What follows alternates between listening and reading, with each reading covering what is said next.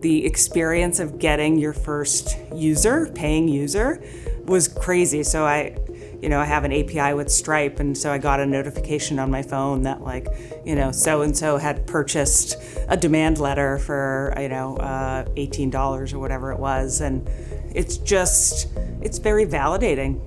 And it's exciting, like someone used it, like maybe I helped someone today. And so every time I get that notification, I feel the same way, that hopefully my product was able to help someone in some way.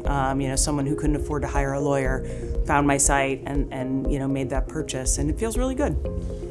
My name is Renee Jackson. I am the founder and CEO of Dyspute.ai. I also have my own law firm, Blue Oak Legal, and I teach negotiations to undergrads at the University of New Hampshire. I came across Bubble for the first time this past March when I came up with the idea for my startup.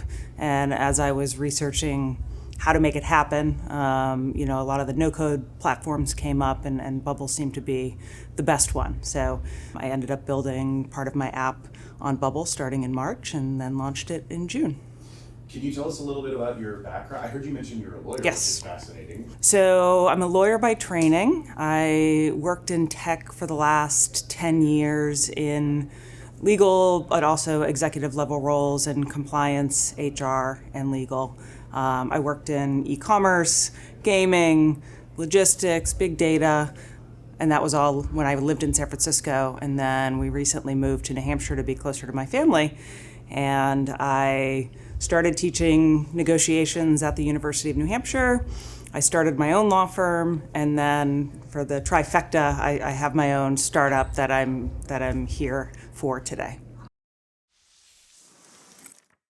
My startup is called Dyspute.ai, and it is the world's first online dispute resolution platform that's entirely AI-led. And for those of you who aren't lawyers, that basically means that AI acts as a facilitator between two parties that are in a dispute to try to get them to resolve their dispute by taking in a bunch of information that they've given and suggesting proposals for the parties to accept, reject, or modify in the hopes that they can use the platform to come to an agreement. Honestly, a lot of it was cost driven. I did some research online about how much it would cost to develop my app from scratch with developers and engineers, and what I had been used to when I was working in tech. I was seeing eye-popping numbers that were tens, if not hundreds of thousands of dollars. And I figured there had to be a different way, maybe, that I could get this built quickly for not nearly as much money, just to kind of get my idea out there. And, Bubble, the subscription plans are so reasonable that, it was kind of a no-brainer between picking Bubble and, having my app developed from scratch.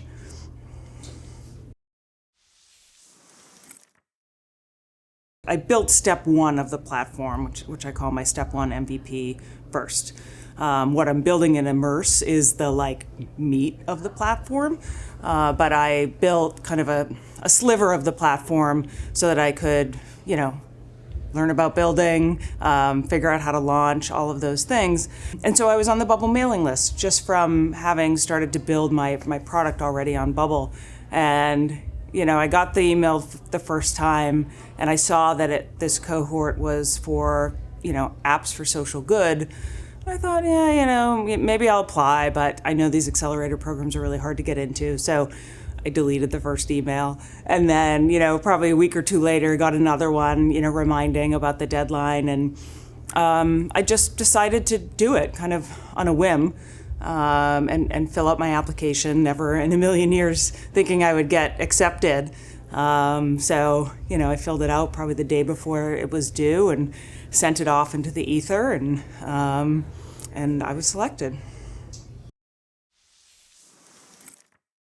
Oh gosh. I think, so the great thing about Bubble is that I went from idea to launch of, step one of my MVP in less than 3 months, which is amazing, but also wild.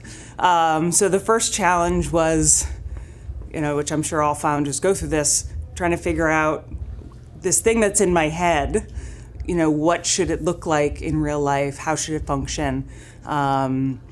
And really trying to get that piece right, or get it in a good place so that we could iterate from there. And so I think the hardest part was just sitting down and thinking about, I know what I want it to do. I don't really know what I want it to look like. I'm not sure how it's going to work with the AI on the back end, right? So I had this big AI component that I needed to figure out how to integrate. And so a lot of it was just putting pen to paper, I suppose, is, from to use an old school lawyerly phrase. Yeah, I think that obviously doing a lot of testing, not just myself, but with friends, my advisory board, trying to get people to try the product, make sure it's working. It's the step one that I launched. It's an AI demand letter generator. So basically what it does is it takes a bunch of information that the user has provided and creates a very compelling demand letter, which is basically how any dispute starts. You send a demand to the other side saying, here's how I've been wronged, here's what I want you to do. And so I've seen 1 million demand letters in my time. And so I basically needed to get to a point where I felt comfortable that people could use this service to produce a good demand letter. Like it had to be solid, it had to be professional, it had to be compelling. And so a lot of it was with the AI prompting, trying to tweak that and make sure that I was getting kind of the work product that I would feel comfortable with people using for a legal claim that they had.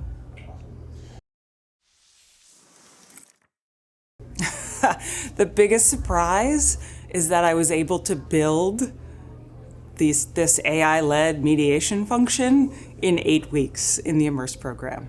Like in my head, that was going to be a year-long process, at least. And at the start of Immerse, my head was exploding with things I needed to learn, homework that we had, and I didn't think in a million years that I would A, finish my product, but B, have it work. Like it actually works. So it's not just, some shadows and, there's no Wizard of Oz behind the scenes. It works well. And I built it in 8 weeks with obviously a lot of help from the Bubble instructors and my product mentor. So it was just I'm still shocked that I was able to build it in that amount of time. Remind me, how much did you know about Bubble before you joined the Immerse program? So I had already launched step one of my MVP before I started Immerse, but I did not build step one on my own. I was very hands-on. I worked with a developer, so I had some experience with Bubble and getting in there, getting in the editor, but I didn't build step one on my own. And so when I got to step two, which was the Immerse program, and I'm in there trying to build on my own, and not only do I have to build this thing, but I have an existing part of my app that's already there. And so while mostly everyone else in the cohort was starting from scratch, I had to think about the part that already existed and building on that when I didn't really know exactly how to do that. So that was a big challenge for me, is to go from being a hands-on founder with someone else, building this little sliver of my MVP, to getting in there day in, day out and building it myself, and then learning really what it takes to do that. There wasn't any one moment that I can identify, but I remember probably about 5 or 6 weeks in thinking, it's amazing that I know how to do this now. Like I know the language, I'm pretty good at the front end design, I'm pretty good at the back end workflows, and just being amazed that, when I started the program, I felt like there was so much to learn. And of course, I still have a lot to learn, and getting to the point where I could build things on my own was shocking, definitely. I mean, I would say do it. It's once you kind of understand the language, once you understand the logic, once you kind of just know how to navigate, it gets a lot easier. But it was a roller coaster, not gonna lie. There were some days where I was, said to myself, "Wow, I can do this. Maybe I should become a developer." I won't. And then other days where I'm pulling my hair out because I made one minor change to a button and the whole thing stopped working. And through no fault of Bubble, mostly because I didn't understand the repercussions of what I was doing.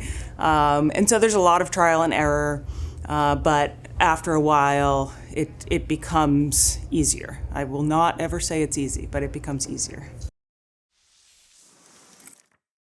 Especially having worked in tech for 10 years, you hear no code and you think you kind of think in your head that it will be easy, but it's complicated. There's a lot that goes into it. You have to really think through everything that you're doing because it's hard to undo certain things without kind of impacting, another part of the platform. So I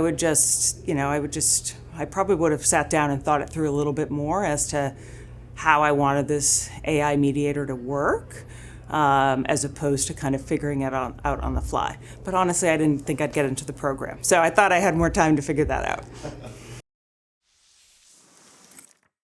I'm a lawyer, so I'm a very linear thinker. And so I built it from start to finish, as if I was a user who would land on the platform. And this is so I built each page in the order that it would happen. I don't know that my brain works any differently, so I kind of had to do it that way. And I wouldn't change where I started because, the beginning of the process was actually the easiest part. And so it allowed me to learn how to use Bubble. And then as I got along in the building process, the AI piece comes towards the end of the user journey.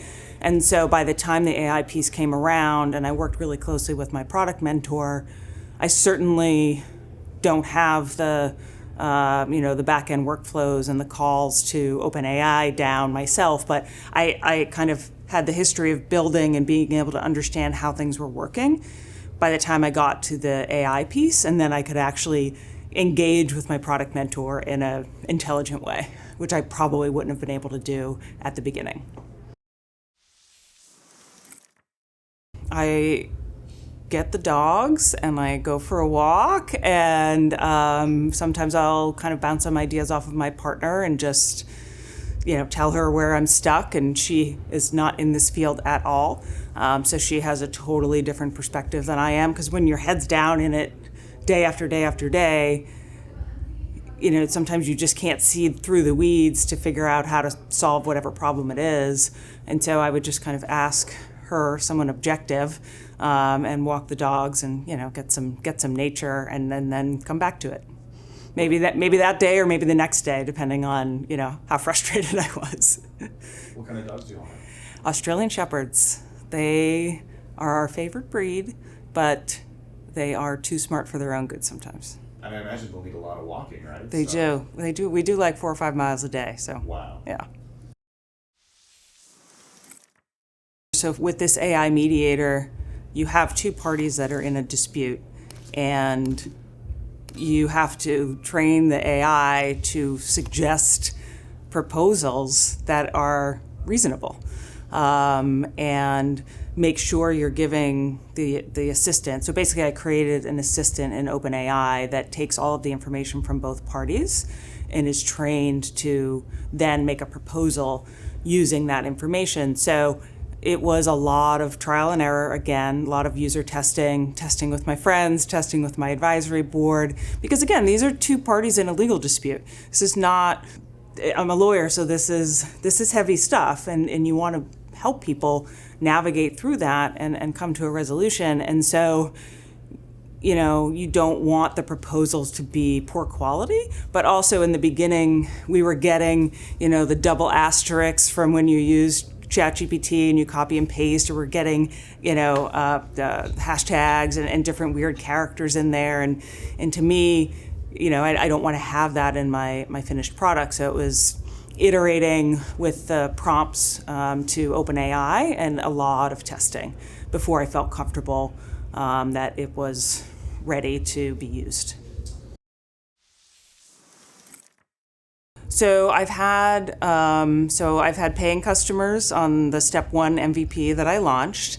The step 2 MVP that I'm working on in Immerse, we haven't launched to the public yet. We'll probably launch it in Q1 2025. But the experience of getting your first paying user, was crazy. So I have an API with Stripe, and so I got a notification on my phone that so-and-so had purchased a demand letter for, $18 or whatever it was. And my app is meant to help people who can't afford to hire a lawyer.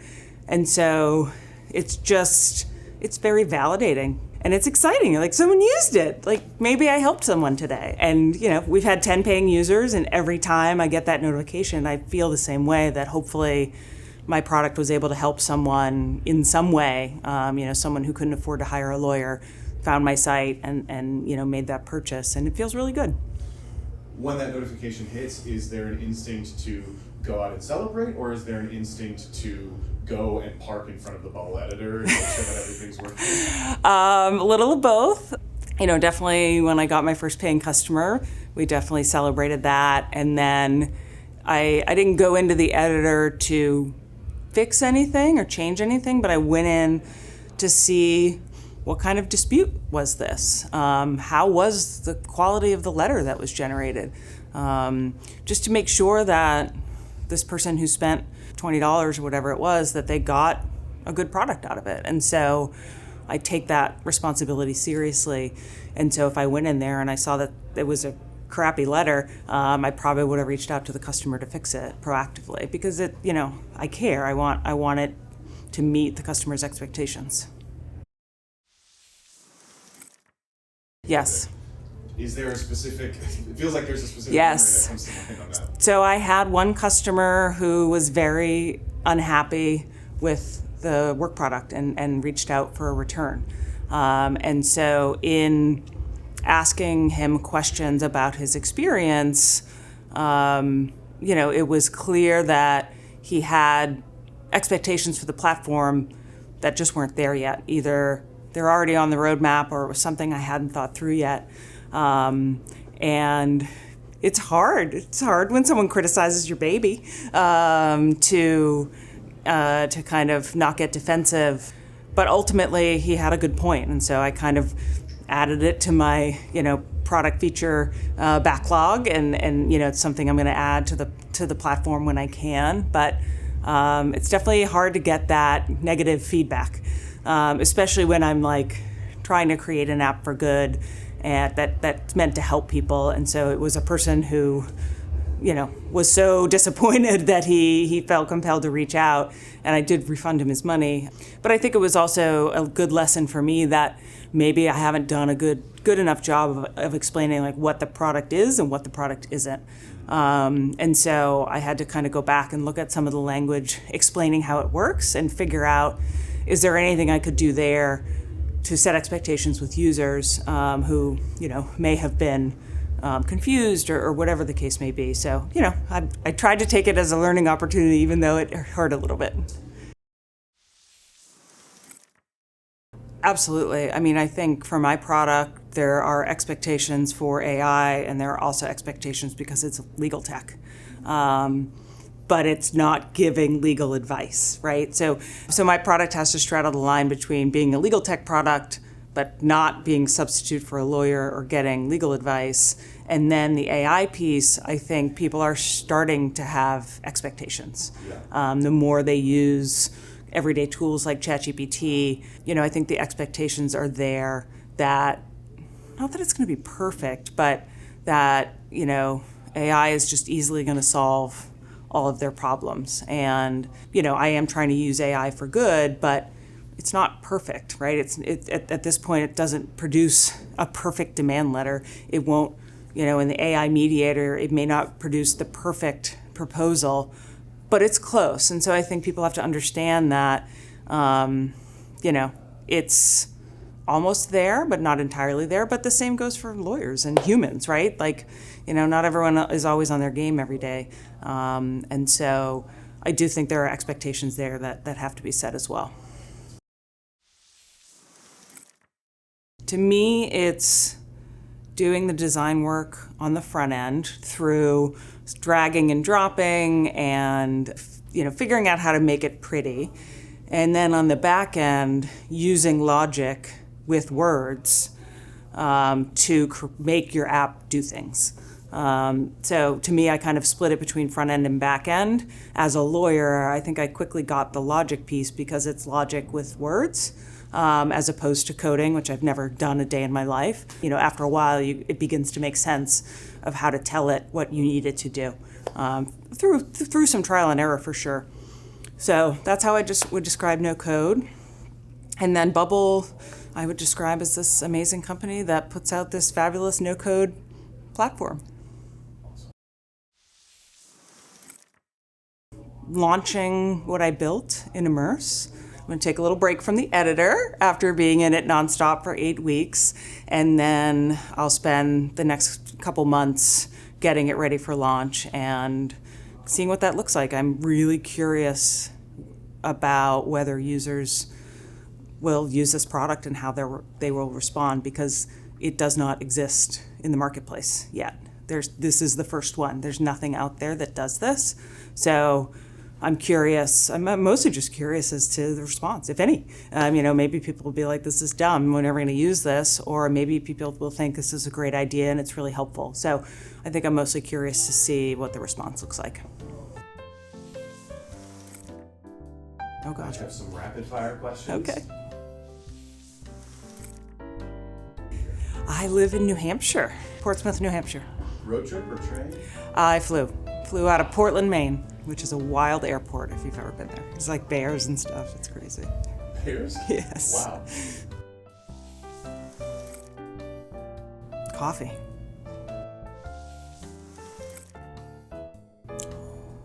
Do I have a favorite Bubble feature? Reusable elements, I would say. Patience. Just have patience. It's it's a roller coaster, so just kind of sit with it. Oh gosh, 800. Ask a lot of questions. If I had to describe Bubble in one word, it would be friendly. Jackson, take one. A.B. Mark. Oh, you're gonna get my shaved head side, huh? Okay. What's that? Thank you. It's for my wedding. I'm getting married on Saturday. Oh, congratulations. So this is my fresh cut.